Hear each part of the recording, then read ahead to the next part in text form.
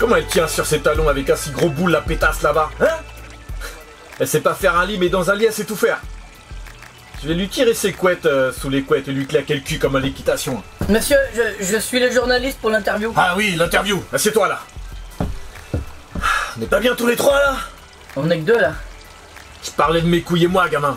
Va me chercher une coupe de champagne, tiens. Je suis journaliste, monsieur, pas serveur. Je n'ai cassé ma santé comme ça pour trouver de l'argent. T'inquiète, plus tard tu niqueras ton argent pour trouver la santé. Le cycle est bien rodé. C'est chiant vos émissions de télé là, innovez un peu les journalopes là.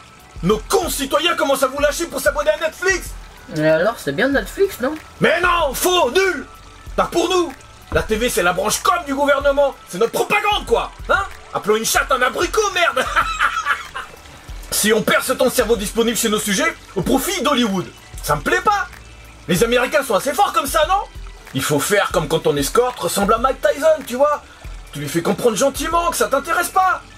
En plus, ils piquent leur thune à nos contribuables. 15 balles par mois, Netflix. 150 putains de millions d'abonnés. Je sais pas, toi, si tu te rends compte, c'est toute la population française et allemande réunie. Ils valent 130 milliards de dollars. C'est le PIB de Chypre et du Panama réunis. Il faut reconnaître qu'ils savent faire du pognon et des moutons. Nous aussi. Mais là, ils viennent marcher sur nos plates-bandes, ça me plaît pas. Va falloir que je pense à demander à pondre une loi, là, pour qu'ils aillent voir ailleurs, d'ailleurs. Ici, c'est chasse gardée. C'est occupé. Et ouais, ça fait un bail qu'on prend aussi 150 balles par an dans les poches de tous les Français pour qu'ils regardent un écran. Hein?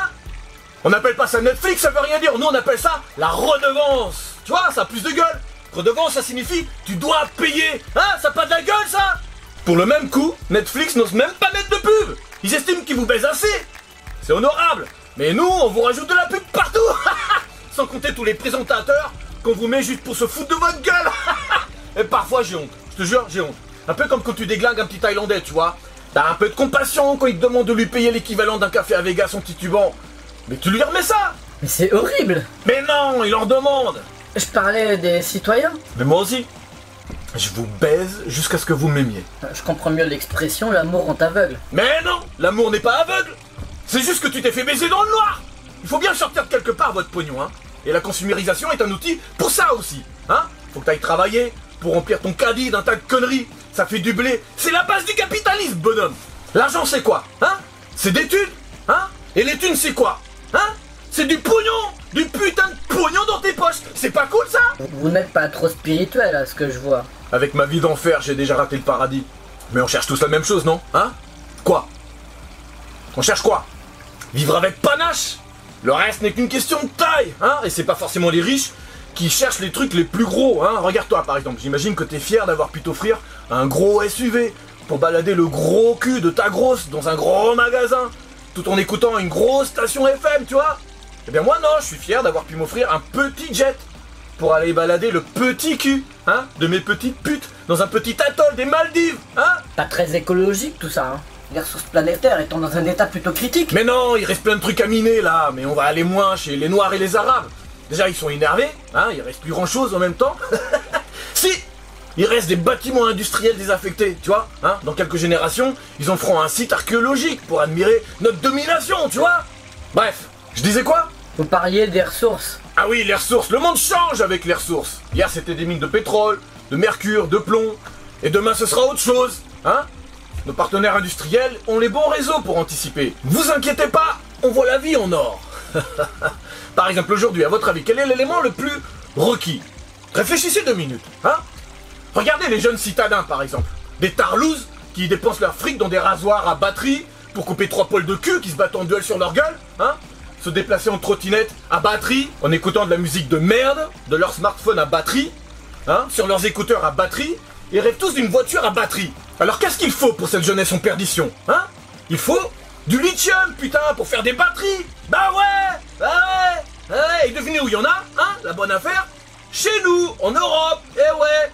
Chez un peuple primitif, là, les pygmées poilus, là, les Portugais, voilà. Une mine de ouf. Plus tu creuses, plus tu trouves du lithium. C'est un gisement monstrueux. Alors avec tous mes partenaires, on a déjà commencé à acheter quelques parcelles, tu vois, distribuer quelques enveloppes pour pouvoir creuser.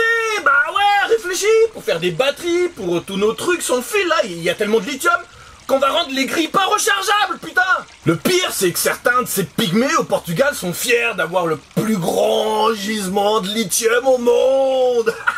c'est super, on parle de Portugal sans parler de football. Mais il y a quelques Portugais là-bas qui font du grabuge, car le site minier se trouverait sous une forêt primaire, là, je sais pas quoi, patrimoine de l'UNESCO de merde, là. Mais on a tout organisé, il est déjà vendu, le lithium. Les usines chinoises n'attendent que ça pour accélérer la production de batteries. À la place de leur forêt dans la montagne, là, on laissera bientôt qu'un gros trou.